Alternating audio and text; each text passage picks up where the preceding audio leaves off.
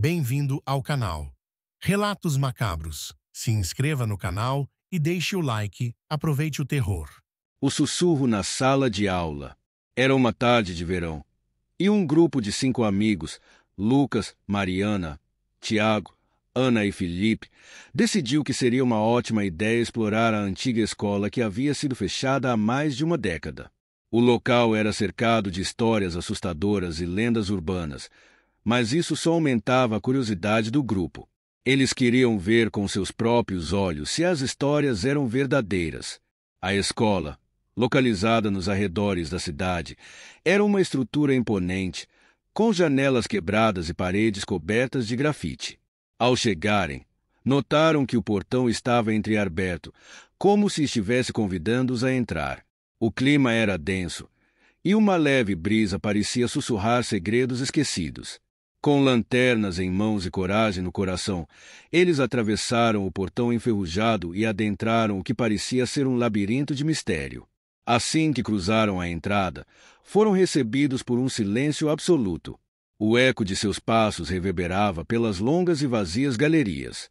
A primeira sala que visitaram foi a antiga sala de aula. A lousa, coberta de poeira, ainda exibia os vestígios de lições do passado. As carteiras estavam em desordem, algumas viradas de lado, como se as crianças tivessem saído correndo às pressas. Enquanto exploravam, Mariana começou a sentir um frio inexplicável. Ela olhou para os amigos, que também estavam agitados, e percebeu que a temperatura parecia cair a cada segundo. "Está mais frio aqui, não está?" perguntou ela, sua voz um pouco trêmula. Os outros assentiram, mas tentaram rir disso, achando que era apenas a imaginação. Foi então que Lucas, tentando quebrar a tensão, decidiu fazer uma imitação de um professor. Ele se posicionou na frente da lousa e começou a dar uma aula fictícia sobre a história da escola. O grupo ria e se divertia, mas a atmosfera continuava estranha. De repente, Tiago ouviu um sussurro. "Vocês ouviram isso?" Ele perguntou, olhando ao redor. Os outros olharam para ele, confusos. "O que você ouviu?" perguntou Felipe. "Era como se alguém estivesse falando", respondeu Tiago. Mariana, intrigada, decidiu investigar. Seguindo o som, ela se afastou do grupo e caminhou até o fundo da sala. Assim que se aproximou da porta, sentiu um vento forte que a fez tremer. Ela estava prestes a voltar quando ouviu novamente o sussurro, agora mais claro. "Ajude-me!" Era uma voz suave, quase melodiosa, mas cheia de desespero. O coração de Mariana disparou, e ela gritou pelos amigos. Eles correram até ela. "O que aconteceu?" perguntou Ana, preocupada. Mariana contou o que ouviu, e todos ficaram em silêncio. O grupo decidiu que era hora de sair dali, mas a porta não abria. Lucas tentou empurrá-la, mas estava trancada. "Vamos. Isso não é engraçado", disse Felipe, tentando manter a calma. Mas a tensão era palpável. Nesse momento, as luzes começaram a piscar. A sala foi tomada por uma escuridão momentânea. E quando as luzes se acenderam novamente, todos sentiram uma presença. O sussurro agora havia se transformado em gritos. "O que está acontecendo?" gritou Tiago, enquanto as sombras nas paredes pareciam ganhar vida. Todos começaram a entrar em pânico, tentando encontrar uma saída. Mariana, tomada pela curiosidade e medo, olhou para a lousa. As anotações que estavam lá começaram a mudar. Frases surgiam do nada. "Ele não vai deixar vocês irem." O grupo se juntou, apavorado. "Precisamos sair agora", gritou Ana, puxando a mão de Felipe. Finalmente, conseguiram empurrar a porta e saíram correndo. Ao chegar ao corredor, eles pararam para recuperar o fôlego. Mas algo estava errado. A escola parecia diferente. Os corredores que antes pareciam familiares agora estavam distorcidos, como se o lugar estivesse se rearranjando. Cada porta parecia igual, e o medo de não encontrar a saída começou a tomar conta deles. Enquanto corriam, Lucas notou uma janela aberta. "Ollie!" Vamos por ali. Ele apontou, e todos seguiram. Ao se aproximarem da janela, um grito profundo ecoou atrás deles, e a sensação de ser observado se intensificou. Era como se uma força invisível estivesse tentando puxá-los de volta. Mas a adrenalina e o pânico impulsionaram os amigos a saltarem pela janela. Após uma aterrissagem desajeitada no chão de terra do lado de fora, eles levantaram e correram para longe da escola. O silêncio voltou, mas era um silêncio ameaçador, como se a escola estivesse agora em luto pela sua fuga. Nunca mais voltaram a falar sobre o que aconteceu naquela noite, mas a imagem da figura sombria e dos sussurros os assombrava em seus sonhos por semanas. A lenda do vigilante. Na cidade de São Jorge, existia uma escola pública que, por muitos anos, foi considerada um lugar de aprendizado e amizade. No entanto, tudo mudou após a morte trágica do professor de História, o Sr. Almeida. Ele era conhecido por ser rígido, mas justo, e seus alunos o respeitavam. A lenda dizia que, após sua morte, ele se tornou um vigilante, aparecendo nas noites de tempestade para proteger os estudantes. No entanto, havia um aviso: quem não respeitasse as regras da escola sentiria sua ira. Certa noite, um grupo de estudantes do último ano decidiu que era uma boa ideia ficar após o horário para fazer um projeto em grupo. Entre eles estavam Raquel, Diego, Camila e o inseparável casal, Bruno e Lara. Enquanto estavam na sala de aula, começaram a comentar sobre as lendas da escola. Camila, que sempre foi a mais cética, desafiou a história do vigilante. Não acredito que esse tal de Sr. Almeida se atreveria a aparecer para nós. Isso é apenas um conto para assustar crianças, disse ela, rindo. A noite avançou e a tempestade começou a se formar. Relâmpagos iluminavam a sala e a chuva batia nas janelas. A atmosfera estava carregada, mas os amigos continuaram rindo e conversando, até que um trovão forte fez as luzes piscarem. Raquel se encolheu e Bruno, tentando animá-los, disse: vamos fazer um pacto. Se alguém ver o Sr. Almeida, a gente grava um vídeo e coloca no YouTube. Todos riram, exceto Camila, que começou a se sentir desconfortável com o que estavam fazendo. A conversa continuou, e Raquel sugeriu que fizessem um desafio de coragem. Vamos até a sala do diretor e voltamos. Se conseguirmos fazer isso, merecemos um prêmio, disse ela. O grupo hesitou, mas a adrenalina os venceu. Eles decidiram que era hora de se aventurar. Enquanto caminhavam pelos corredores escuros, ouviram barulhos estranhos. O eco de passos soava como se alguém estivesse seguindo-os. Camila começou a ficar inquieta. Não estou gostando disso. Devemos voltar, insistiu. Mas Diego, sempre o mais corajoso, empurrou-a levemente e disse: não seja medrosa, Camila. Isso é só um jogo. Ao chegarem à sala do diretor, o clima era opressivo. A porta estava entreaberta e um ar frio emanava de dentro. Bruno empurrou a porta com a lanterna, revelando uma sala cheia de sombras. No centro, havia uma cadeira virada, como se alguém tivesse se levantado apressadamente. Quando ele a virou, um retrato do Sr. Almeida olhava fixamente para eles. Essa é a sua última chance de respeitar as regras, sussurrou uma voz profunda que ecoou pela sala. Todos congelaram. Foi ele! Gritou Raquel, assustada. Diego, tentando manter a calma, disse: foi só o vento. Vamos sair daqui. Mas quando se viraram para a porta, encontraram a entrada bloqueada por uma sombra indistinta. A figura se aproximou lentamente e a luz da lanterna começou a falhar. Vocês não deveriam estar aqui, disse a figura, agora claramente visível. Era o Sr. Almeida, mas seu rosto estava distorcido, com olhos sombrios que pareciam atravessar a alma de cada um. Não respeitaram as regras, ele sussurrou. Agora vocês vão aprender a lição. Desesperados, o grupo tentou encontrar outra saída. Enquanto corriam pela sala, os móveis pareciam se mover, bloqueando o caminho. Camila, que estava atrás, sentiu uma mão fria agarrando seu braço. Ela gritou, mas não havia ninguém ali. O pânico tomou conta do grupo, e eles começaram a se separar, tentando achar um caminho para fora.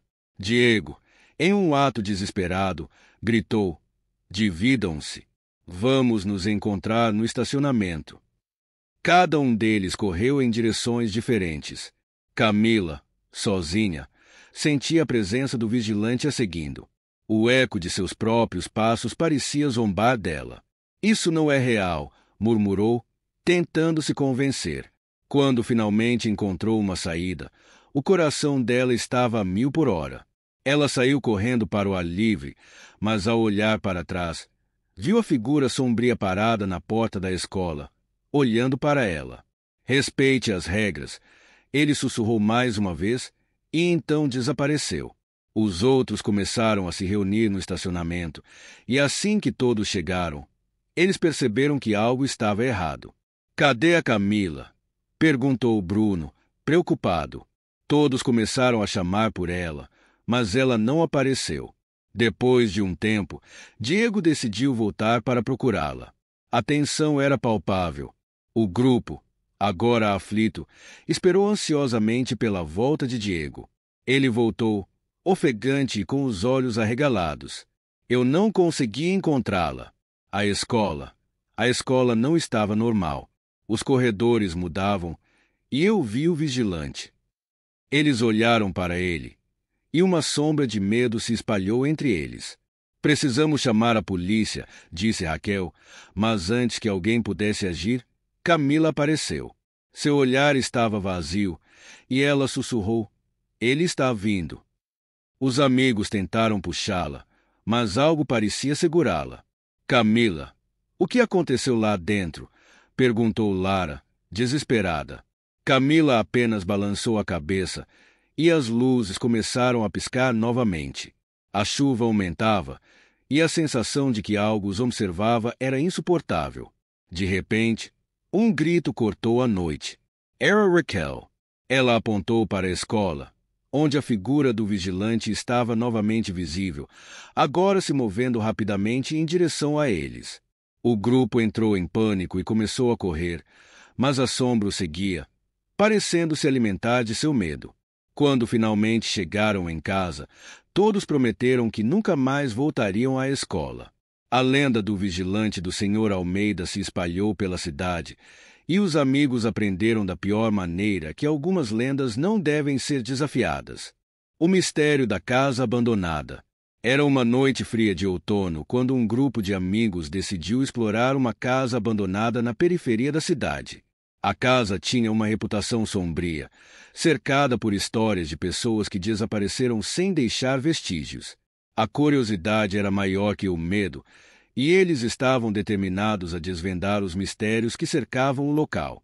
O grupo era composto por 5 amigos: Jessica, Marcos, Felipe, Renata e o tímido André, que sempre era convencido a participar das aventuras. Ao chegarem à casa, ficaram impressionados com sua aparência deteriorada. As janelas estavam quebradas e a porta da frente estava semi-aberta, como se estivesse esperando por eles. Vamos entrar, exclamou Felipe, puxando a porta com uma mão firme. Assim que cruzaram o limiar, um frio cortante os envolveu. O interior da casa estava repleto de móveis empoeirados e objetos cobertos por lençóis brancos. O cheiro de mofo e decadência era intenso. Jéssica, que estava animada com a ideia de gravar um vídeo para o canal do YouTube, ligou sua câmera. Vamos mostrar a todos o que encontramos aqui. Enquanto exploravam, descobriram uma escada em espiral que levava ao andar de cima. Jéssica sugeriu que subissem para ver o que havia lá. Vai ser divertido, disse ela, animada. Mas André hesitou. Não sei.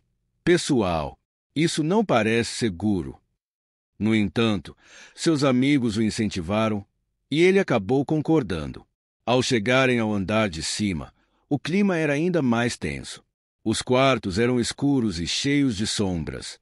Renata abriu uma porta e entrou em um quarto que parecia ter pertencido a uma criança. Havia brinquedos espalhados pelo chão e um berço balançava suavemente, mesmo sem vento. Isso é estranho, disse ela, olhando para os outros. De repente, a porta atrás dele se fechou com um estrondo. Todos pularam de susto. Alguém deve estar brincando, disse Felipe, tentando rir da situação. Mas a tensão estava palpável. Jéssica, nervosa, começou a filmar tudo. Essa casa é sinistra. Vamos explorar mais. Enquanto exploravam, ouviram sussurros vindos do corredor. Vocês ouviram isso? Perguntou Marcos, olhando ao redor. É só o vento, respondeu Renata, mas sua voz estava trêmula. Ao se aproximarem do corredor, as luzes da câmera começaram a piscar. Isso não é normal, disse André, sua voz baixa e hesitante. Eles chegaram a uma porta trancada. Vamos ver o que tem aqui, sugeriu Felipe. Com um impulso, ele empurrou a porta, que cedeu com um rangido. O quarto estava coberto de sombras, e no centro havia uma mesa antiga com um livro em cima. Jéssica se aproximou e abriu o livro, revelando páginas amareladas com anotações estranhas. As palavras eram incompreensíveis, mas havia desenhos que pareciam retratar rituais. Isso é muito sinistro, disse Renata, enquanto os outros olhavam para o livro, fascinados e aterrorizados ao mesmo tempo. De repente, o ar ficou denso e uma presença fria os envolveu. Vamos sair daqui, disse André, começando a se afastar, mas a porta se fechou com força. O que está acontecendo? Gritou Felipe. O pânico começou a se espalhar. Jéssica tentou usar a câmera para iluminar o ambiente, mas a luz apagou completamente. No escuro, começaram a ouvir risadas infantis, seguidas de sussurros. Ajude-nos! Os amigos se entreolharam, paralisados pelo medo. Renata, sentindo-se corajosa, gritou. Quem está aí? Mostre-se! A risada parou abruptamente e a atmosfera se tornava cada vez mais pesada. Vamos, precisamos achar uma saída, disse Felipe, e todos começaram a procurar por uma forma de escapar. No entanto, cada corredor parecia levar a mais escuridão. Desesperados, começaram a chamar uns pelos outros, mas a casa parecia estar se fechando em torno deles, como se quisesse mantê-los ali para sempre. Finalmente, Jéssica encontrou uma janela que estava ligeiramente aberta. Aqui, vamos sair por aqui. Todos correram em direção a ela, mas quando chegaram perto, perceberam que a janela estava trancada por dentro. O pânico tomou conta deles novamente. Não podemos ficar presos aqui, gritou Marcos. A atmosfera começou a mudar. O som de risadas infantis voltou, agora mais alto e mais próximo. O grupo estava prestes a perder a esperança quando Jéssica teve uma ideia. Vamos tentar comunicar com eles, sugeriu. Se são crianças, talvez só queiram brincar. Você está louca? Não vamos brincar com fantasmas, retrucou Felipe, mas os outros concordaram em tentar. Jéssica começou a falar, pedindo desculpas por terem entrado na casa e dizendo que apenas queriam entender o que havia acontecido. Assim que ela começou a falar, a casa pareceu responder. As luzes começaram a piscar e os sussurros se tornaram mais claros. Ajude-nos, não nos deixe aqui, ecoou uma voz infantil. O grupo começou a sentir compaixão pelas almas presas ali. Como podemos ajudar? Perguntou Renata. A resposta veio como um vento frio que atravessou o corredor. Encontrar o que foi perdido. A mensagem era clara. Jéssica, com a coragem renovada, propôs que procurassem por algo que pertencesse às crianças. Eles começaram a revistar o quarto, movendo objetos, até que Renata encontrou uma caixa de brinquedos escondida sob uma prateleira. Dentro da caixa havia um pequeno boneco de pano, bastante desgastado. Isso deve ser importante para eles, disse Renata. Assim que o boneco foi retirado da caixa, a casa começou a tremer, e as risadas infantis se transformaram em gritos de alegria. A porta que estava trancada se abriu lentamente, como se estivesse liberando a passagem. O grupo correu pela porta aberta e desceu as escadas apressadamente.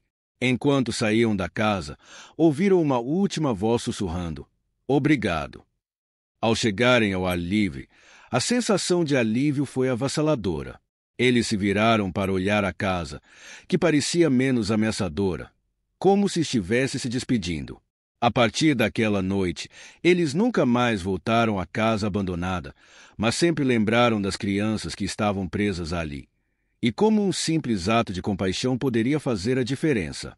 As histórias sobre a casa continuaram a se espalhar pela cidade, mas agora como uma lenda de libertação e não de terror. O sussurro na floresta. Era uma noite de lua cheia quando um grupo de amigos decidiu acampar em uma floresta famosa por suas histórias de assombração. O local era conhecido por relatos de pessoas que ouviram sussurros vindo das árvores, sempre chamando seus nomes, mas ninguém sabia de onde vinham. A curiosidade e a adrenalina eram maiores que o medo, e eles montaram suas barracas em um espaço claro, cercado por árvores altas e escuras. Depois de uma noite de risadas ao redor da fogueira, eles decidiram contar histórias de terror. O clima era divertido até que Lara, a mais sensível do grupo, começou a ficar inquieta.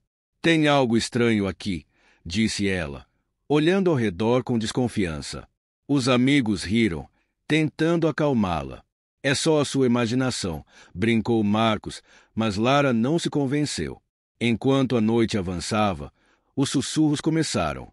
Primeiro, foram apenas murmúrios, mas logo se tornaram mais claros, como se alguém estivesse chamando seus nomes. "Lara, Lara."